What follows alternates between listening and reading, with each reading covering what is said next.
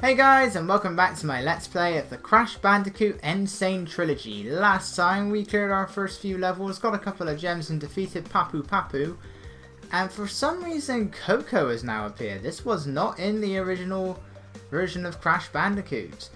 You know what, let's talk to her, let's see what happens. Do you want her to join your adventure? Where are her eyebrows? Coco, your image has no eyebrows. Crash has eyebrows.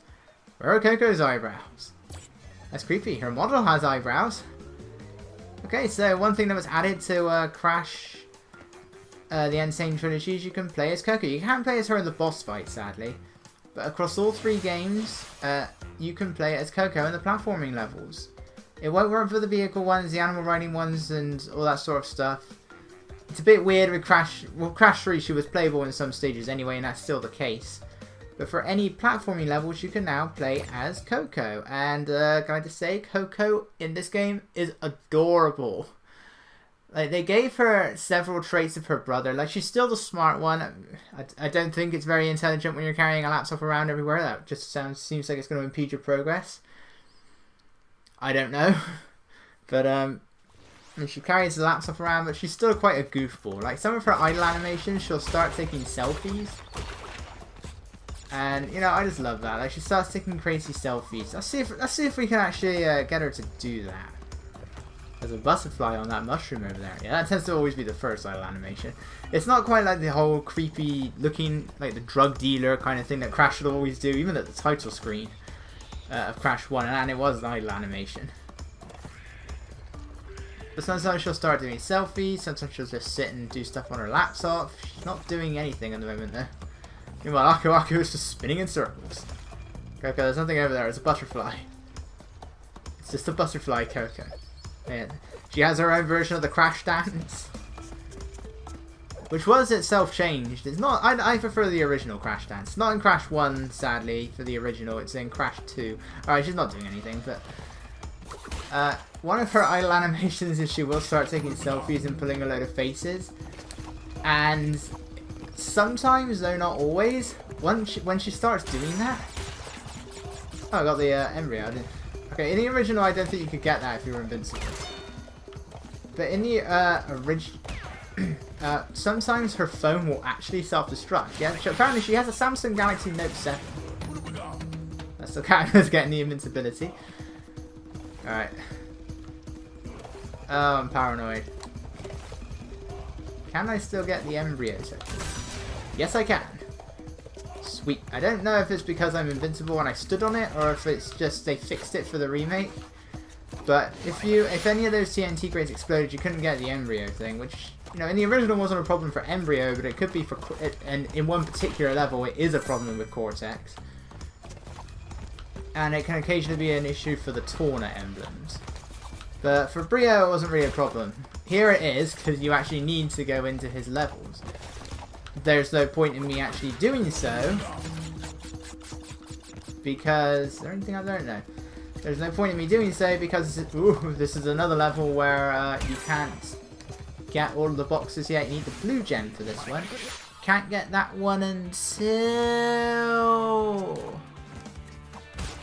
I really don't remember. I never remember what levels have which gems. I want to say toxic waste, but I don't think that's right. But the only ones I ever remember are the yellow gem in the lab, the I think it's the red gem in Slippery Climb, the green gem in the Lost City, and that's all I can remember. Yeah, the green ones stay where they are. Now you can't see where you can go. Oh, and down I go. You can see the little bit of the level down there, but it currently just acts as though it's a bottomless pit, which, you know, makes sense. I mean, once you go down there, there'd be no way of getting back up. So yeah, it makes sense that they did that. Let's just jump in here anyway, for the hell of it. Let's just try it. But one good thing though, if you fail these, you can try them as many times as you like. You couldn't do that in the original. Oh! Now that was just bad. Let's try that again. Once you've cleared it though, you've cleared it for good, so if you missed anything, if you missed any boxes in these bonus levels, which sometimes they do like to do, they like to hide them on top of off screen. You have to bounce off of the other boxes to get them. And this explosion doesn't hurt you. But you have got to make sure you have everything before you go to the end. If not, just walk off the edge. You won't lose any lives. So you'll be perfectly fine. And then you just have to do it again. Yeah, by the way, this level is called the Rolling Stones. It is one of many joke names that this series is known for. Many of them do it. From Rolling Stones to Boulder Dash to Snowbiz, Snow Go, Sewer Later, Unbearable. Oh, the bear ones, they're great. Bear Down, Unbearable. There was another one. I forgot what the other one is. Or things. Oh, Pisted It Away. That's my favourite one. But as much as I hate the level, I love the name. Right, Hog Wild. This is our first Warthog level, and this one we actually do have to play as Crash in. Coco cannot do the animal riding levels. Now these levels, I'd say, are another one that do benefit from the remake, because one annoying thing that the Warthog does in the original game is it likes to speed up every now and then, and it can really throw you off. Crash's eyebrows are weird there. But its speed remains consistent here. Unfortunately, I swear the hunter got the tribal people with the shields. I swear they move faster. It's either that or they just made the pathway narrower. Because I find that the tribes people much harder to run past in this version. And the important thing though, you can die in the game now. That's pretty much the selling point for the N.Sane Trilogy. Crash 1, you can die. Because right now, see they're so much harder to get past in this game. But see, if it was the original game, I would now have to hit start and select, go back to the world map, and then go back into the level again. You still have to do that for the colored gems, but for the rest of the gems, you don't need to worry about that now. You can die. The checkpoints save your boxes. Because even in levels where it was possible to backtrack, and if you were to break all the boxes there, if that happens, Crash would just still wipe his forehead, and you'd be sent out of the level with no gem. And that's often the reason why people don't go back to Crash 1. Besides the fact that it has the hardest level design in the game,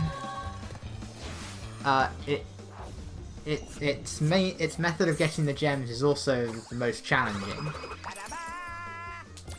This is much better, but it's still Crash 1. He still has a very limited moveset.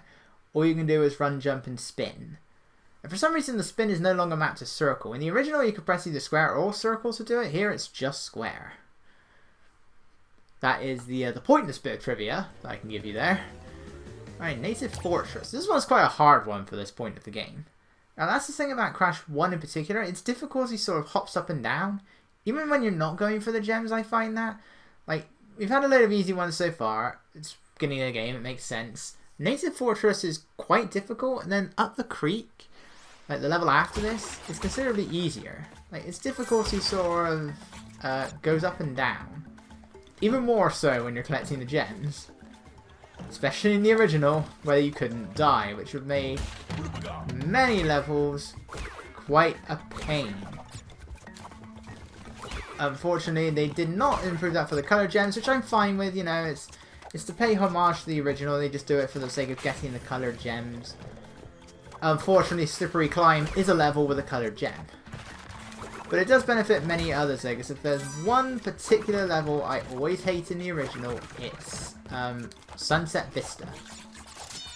It's the longest level in the game, one of the hardest in the game, and you have to do it without dying. Thankfully, in this version, you can die. Which makes Sunset Vista much less of a pain. And you could almost believe that the reason you can't die is solely because of the high road. Again, you can die in it, and thank God, because the high road... I don't know what they did to that level. The Road to Nowhere suffers from it as well, but the high road is... I hate the high road. Unfortunately, one thing that they added to Crash 1 and Crash 2 in this remake are time trials. And this was something introduced in Crash... Okay. I clearly jumped on him. The time trials was something that were introduced in Crash 3 as a means to get the good ending. And you'd be rewarded with relics if you were to complete the stage fast enough. And you needed the relics in order to unlock some of the extra levels in Crash 3. And you needed those to get the remaining gems to get the good ending. It was padding. I think I don't mind having time trials. I just wish they weren't part of the plot. You know, they weren't required to get the full ending. You know, I mean, I know it gives you like a reason to go after them, but you know, it's still annoying. I'm doing this, but again, this is when we can't get the gem, and yeah, we need the red gem for this one. But still, it was really annoying to me anyway. That's the weakest part of Crash 3 for me. It's the fact that you have to do the time trials to get the good ending. And you only need to get the Sapphire ones. They go as Sapphire, Gold, and Platinum. Platinum's being the hardest. You only needed the Sapphire unless you were going for the bonus gem, which Coco is hiding from you, even though she's the one collecting a good number of the relics. You needed to get all of the gold gems. And you had the speed shoes to help you out with that, but I hate the speed shoes in Crash 3 original. They're so much better here. But yeah, there are moments where I can't help but feel that the time trials were like a last minute thought to pad out the game at times. Because there are some levels which I feel just were not designed with the time trials in mind, and unfortunately that's definitely the case in this remastering. Not with Crash 3 so much, and even with Crash 2 it's not that bad. But Crash 1, you know, these levels were designed to be very stop and go. And you know, some of these time trials are really hard because of it, right? You want to go in through here and jump back down. Oh, come on. That's one thing you've also got to watch out for. I was just about to mention. The hitbox, like the entire hitbox for the flame, is considered to be active like the moment the flame graphic appears. Or in that case, before the graphic appears. It's also considerably bigger than the graphic itself. So, yeah, so I wouldn't recommend always holding down the jump button there. Your small little bounces should be good enough. Collecting Wumpa fruit grants you an extra life. You get 100 of them. You get an extra life. Shouldn't really need to mention that. I mean, it's pretty much Mario's coins, Sonic's rings. Oh, I forgot about that extra life being there. We'll spin these things. And this is one thing that really makes me hate about Crash to Insanity, among many things. If you fall all the way down here, you'll be perfectly fine. You know, Coco will land on her butt. Crash will land on his belly. Which are also their versions of Crash 2's belly flop. But if this was Crash 3... Sorry, if this was Crash to Insanity, you would die. Because you die if you fall too far and Crash to Insanity. Which is a design decision I loathe to death in Crash to Insanity. Among the many things that annoy me in Crash to Insanity, that is one of the very worst. Besides the many glitches, Crash to Insanity is a game that killed me for walking on the floor. Not kidding, I literally died for walking on the floor. Twice in a row, in the same place. You know, that when something like that happens, I'm not going to like a game. I think we can do Up the Creek. This is a level that we can get the box gem in. Just, as long as you know one particular thing about this level. So, I think we've encountered them a few times at this point. I think there are these steel crates with an exclamation mark on... an exclamation mark on it. And they're mostly just known as the exclamation box. Wrath of Cortex will call them the switch box, which is what I generally call them because of it. And they will often make boxes appear that are represented by these transparent outlines. But this level has a section where those those outlines aren't there. Now, I think that does happen at least one other time in this game, but those boxes are like right next to where the switch box is, so it's not a problem. But in this level, you're required to backtrack to those boxes, but you wouldn't know that those boxes were there in the first place. And Jesus Christ, by the way, getting eaten by those things is a trophy. Yeah, there are trophies that require you to die in this game, and I think some of them are in the colour gem levels. I think. I'm not entirely sure. But I don't know why it's just this level in particular that does that. You can't hit the monkeys when spinning either, while they're rolling like that. I think they just bounce you back. By the way, if Coco falls into the water, she doesn't drown. She just looks at you like she's really annoyed. Okay, hop on this. I think if you get rid of that, if you pick up that Wumpa fruit, I think it does come back just to tell you can backtrack, which the original doesn't do. But look at that. There was no outline box here. Bounce back over here. There's no crate underneath the log. I don't think there's a crate under the log. I'm worried now. I don't think there was. I believe that's only that gem path in... This guy gonna... No. Normally the purple ones are supposed to close their mouths. Every now and then. For some reason he wasn't. That was a bit weird. But anyway, the fish can be a bit annoying actually. I do get hit by them quite a bit. Like that, I did try and time that right, but I failed. And I lost my Aku Aku, damn it. And the fish are really the only thing that can actually hurt you. Everything else in this level is instant death. Even though Coco doesn't die when she falls in the water, she floats back to the surface and then just looks at you angrily. It's like, why can't you just swim to the end? I mean, she does that in Crash 3 in the original. Right, Wrath of Cortex, she actually drowns. But, like, in the original Crash 3 and in this, she just looks at you. It's like, you're perfectly fine to just climb out of the water. Like, don't just look at me in an angry fashion. And there's something that Crash says if he falls into the water. It's very faint, but and I don't know what it is he's saying, but it really sounds like he's saying you're the devil. Wait, that was close. It really does sound like he's saying you're the devil, which is just weird. Like, why would he say that? On your back. Yeah, sometimes these things can be pretty gross. By the way, there are moments where Crash will pull a gem out of his butt. And that's just weird. We've also seen that he vomits it out. It's stuck in his ears. The laptop for Coco can sometimes turn into a gem. They're quite weird. And yeah, you actually have to physically pick up the gem in this version. In the original, you were just given the gem once you got to the goal. Alright, second boss fight, Ripperoo. Again, boss fights have to be done with Crash.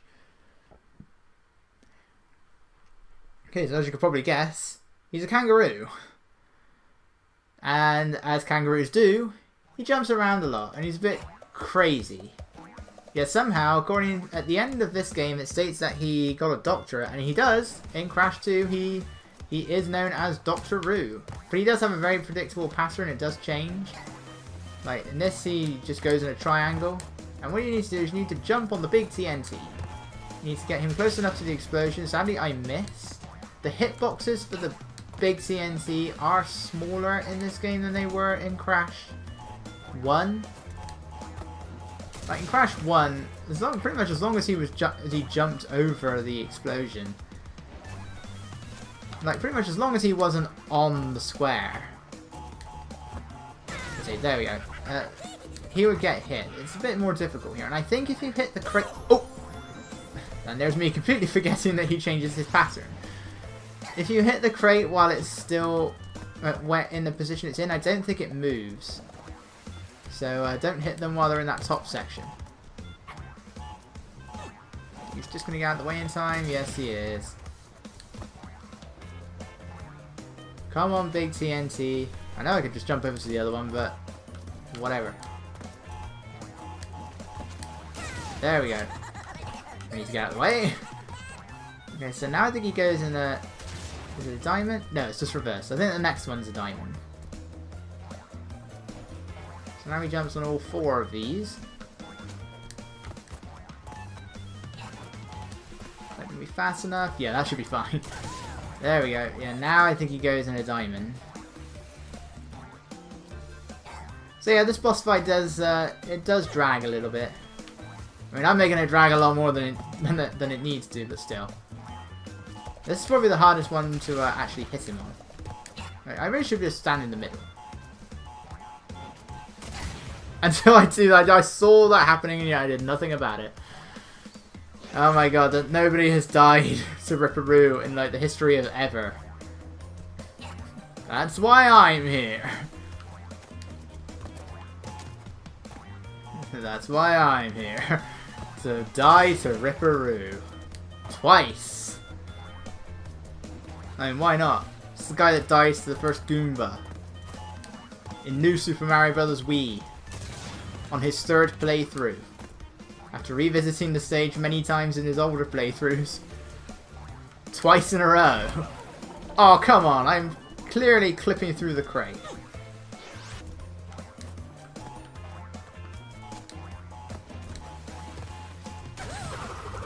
Alright, finally, after about 5 tries, I normally kill him on like the first go, 2nd at the most.